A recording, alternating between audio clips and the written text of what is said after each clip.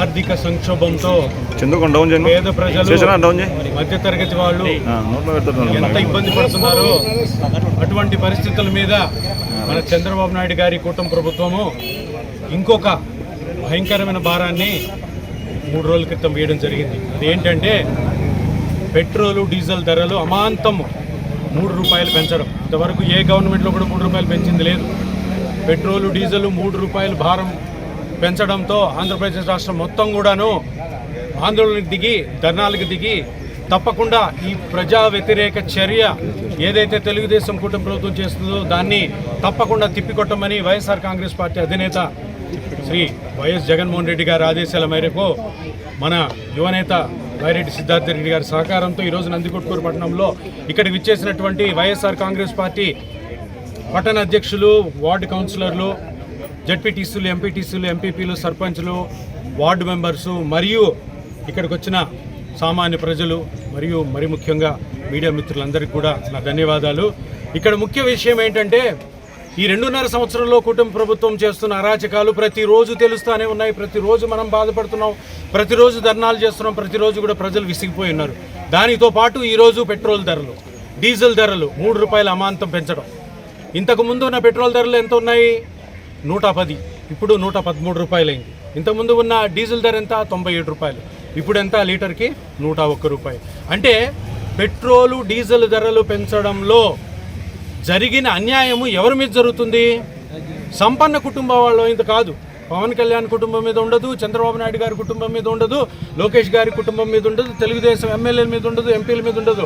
సామాన్య ప్రజలు, మధ్యతరగతి ప్రజలు, పేద ప్రజలు, రైతులు, విద్యార్థులు, చిన్న చిన్న వ్యాపారం చేసుకునే వాళ్ళు, పండ్ల వాళ్ళు, చిన్న చిన్న కూలీ చేసుకుని ఒక 20-30 కిలోమీటర్లు చిన్న చిన్న మోపేడ్లలో, చిన్న చిన్న వాహనాల్లో తమ సొంత వాహనాలు వెళ్ళి పని చేసుకొని వచ్చే వాళ్ళకి నెలకి దగ్గరగా 2,000 నుంచి 2,000 ధరలు ఉన్నాయి. ఎందుకంటే ఆంధ్రప్రదేశ్ రాష్ట్రంలో వ్యాట్ అంటే అది వాల్యూ యాడెడ్ ఎక్కువ ఉంది. ఏ రాష్ట్రంలో కూడా ఇంత లేదు. అన్ని చోట్ల కూడాను 30 లోపల ఉంటే మన వాళ్ళు 35% వ్యాట్ వేస్తున్నారు. అంటే అందరు అంటారు, సార్ ఇది అక్కడెక్కడో ఇరాన్ వార్ జరుగుతుంటే అక్కడ పెట్రోల్ డీజిల్ పెరిగితే మేము ఎట్లా తగ్గిస్తాం సార్? ఆంధ్రప్రదేశ్ రాష్ట్రం తగ్గించలేదు కదా. అందరూ తెలుసుకోవాల్సింది ఏంటంటే దగ్గర 35% ట్యాక్స్ పెట్రోల్ డీజిల్ మీద ఆంధ్రప్రదేశ్ రాష్ట్రము చంద్రబాబు నాయుడు గారు వేస్తున్నారు కాబట్టే మనకి రేట్లు ఎక్కువ ఉన్నాయి. ఇది కూడా గూగుల్ చేయండి. ఏ రాష్ట్రము మన భారతదేశంలో ఎక్కువ వ్యాట్ పెట్రోల్ డీజిల్ మీద వేస్తుంటే మొట్టమొదటి కనిపెట్టి ఆంధ్రప్రదేశ్ రాష్ట్రం. అంటే నేనేం అడుగుతున్నాను, మా డిమాండ్లు ఒకటి వెంటనే తగ్గించండి. వ్యాట్ తగ్గిస్తే ఆ 3 రూపాయలు తగ్గుతుంది. ఆ 3 రూపాయలు తగ్గితే పేద ప్రజలు కాపాడబడగలుగుతారు. పేద ప్రజలు వాళ్ళ జీవితాన్ని సాఫీగా సాగతీసుకుంటారు. అంతేగాని నువ్వు అక్కడ పెరిగిందని 35% ట్యాక్స్ వేస్తే ఎవడు భరించేది?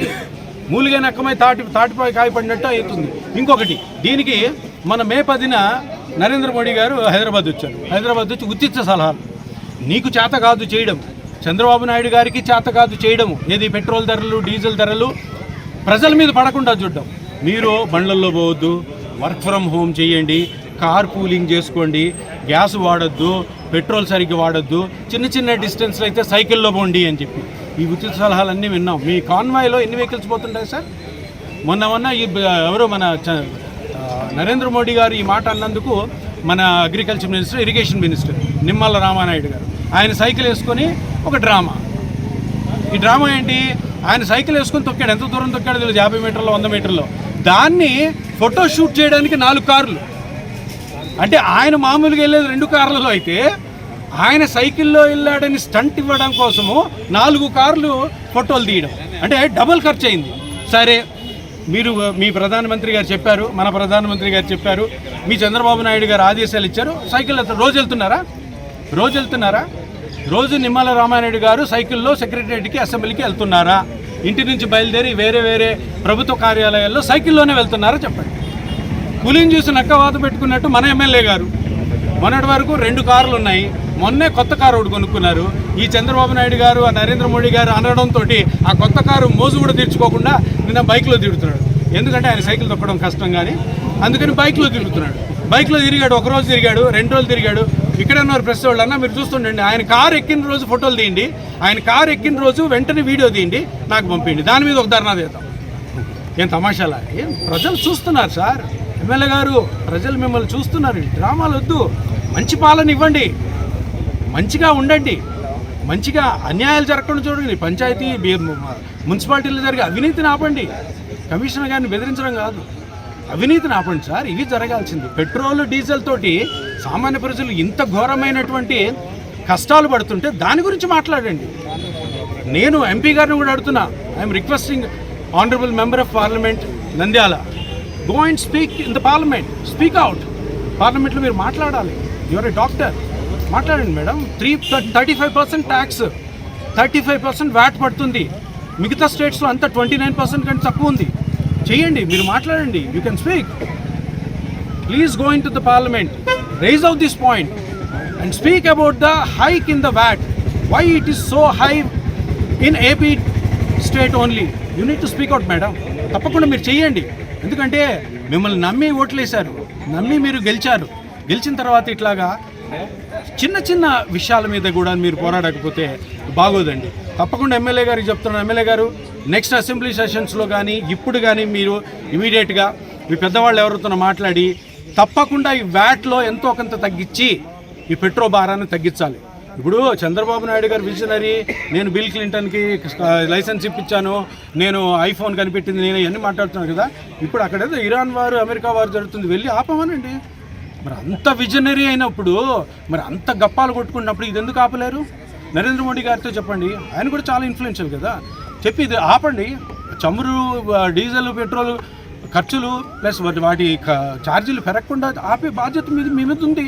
అంతేగాని మీరేమంటారు, పెట్రోల్ మా దగ్గర పండుతుందా లేదా పెట్రోల్ మా ఇంట్లోంచి వస్తుందా అంటారు. ఈ డ్రామాలన్నీ కుదరవండి. జనాలు చూస్తున్నారు, జనాల వ్యతిరేకత రోజు రోజుకి పెరుగుతుంది. ఇక నుంచి నేను ఒకటే చెప్తున్నాను, ఈ ఆంధ్రప్రదేశ్ రాష్ట్రము ఇంత ఘోరమైన పరిస్థితుల్లో పడిపోవడాన్ని బయటికి లాగాలంటే, తప్పకుండా ఆంధ్రప్రదేశ్ రాష్ట్రాన్ని కాపాడాలంటే అది ఒకే ఒక్క మనిషి వల్ల అవుతుంది. ఆ మనిషే శ్రీ నారా చంద్రబాబు నాయుడు గారు. సార్, మీరు రిజైన్ చేసేసేయండి, ఆంధ్రప్రదేశ్ రాష్ట్రము దానంతట అదే బాగుపడుతుంది. తెలుసుకోవాలి. ఎందుకంటే చంద్రబాబు నాయుడు గారి అంత కుటిలమైనటువంటి వైఖరి, ఆయన పద్ధతి గల ముఖ్యమంత్రి మనకి ఎప్పుడు లేడు. దురదృష్టవశాత్తు అంటే 4 సార్లు ఆయనే గెలిపించుకున్నాము. ప్రజలు మోసపోతున్నారు మళ్ళీ మోసపోతున్నారు. సార్, ఈసారి అవన్నీ కుదరవు. వైఎస్ఆర్ కాంగ్రెస్ పార్టీ అధినేత, వైఎస్ఆర్ కాంగ్రెస్ పార్టీ శ్రేణులందరూ కూడా, కార్యకర్తలు, లీడర్లు ప్రతిరోజు మిమ్మల్ని ప్రశ్నిస్తూనే ఉంటాము. ప్రతిరోజు కూడా మీరు దీనికి ఆన్సర్ చెప్పాలి. పెట్రోలు, డీజిల్ ధరలు వెంటనే ఆ వ్యాట్ని తగ్గించకపోతే తీవ్రమైన పరిణామాలకి మీరే బాధ్యత అవుతారు. ఏవైతే జనాల నుంచి రెస్పాన్స్ వస్తుందో, జనాల నుంచి రెవల్యూషన్ వస్తుందో, మీరు తప్పకుండా దీని గురించి ఆలోచించాలి.